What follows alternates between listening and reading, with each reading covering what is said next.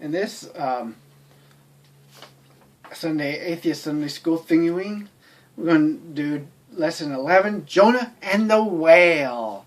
You know, again, you can go to KingJamesBibleOnline.org if you want to see the verses and all that stuff. Introduction to two great truths in the book of Jonah. One, the danger of backsliding. Two, the typifying of the nation of Israel. The danger of backsliding. The name Jonah means dove.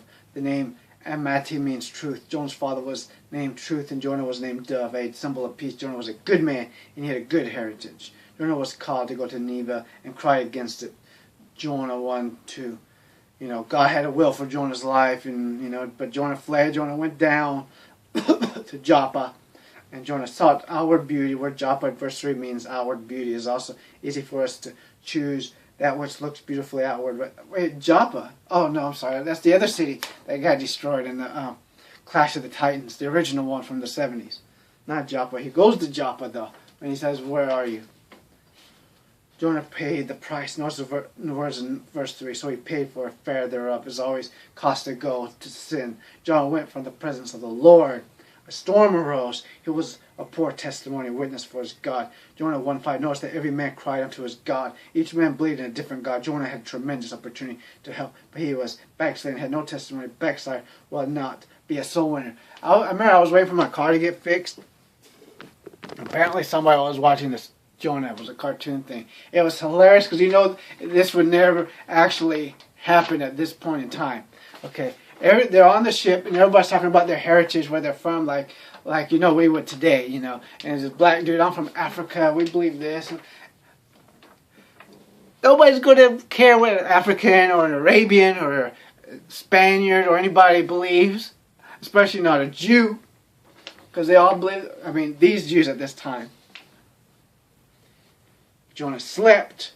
Jonah 1:5 knows the words and was fast asleep. A backslider oftentimes does not know he's a backslider. Many people outside the will of God say, I don't think I am so bad. I can't see how this is wrong. A backslider endangers the lives of his associates. When a father gets out of the will of God, he endangers the life of his family.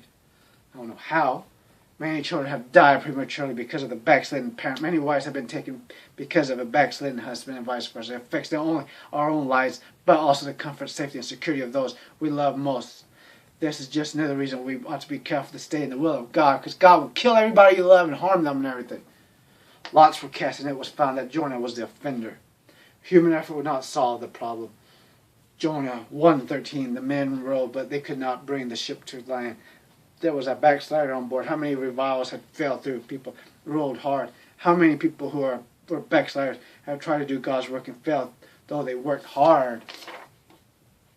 Jonah was cast into the sea. What a picture. God wants the backslider and makes provisions for his return.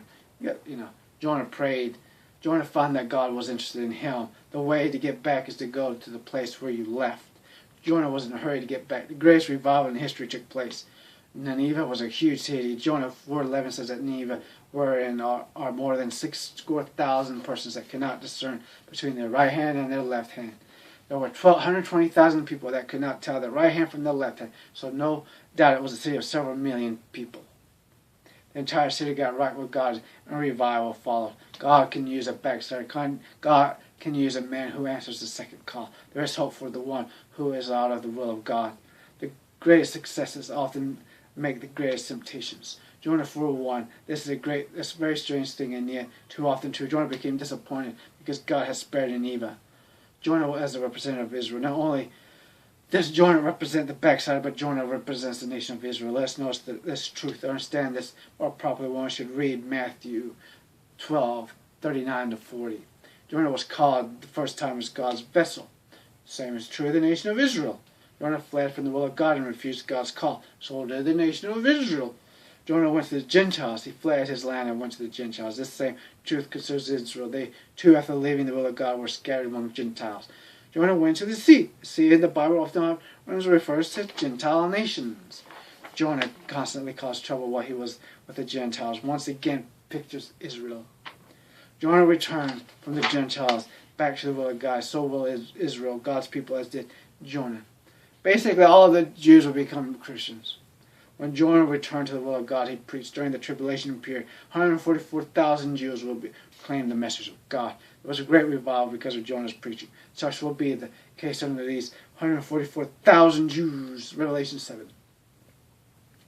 Jonah's second time was used of God. Memory verse, Jonah 3:1. And the word of the Lord came to Jonah the second time, saying, and Bebo, bye.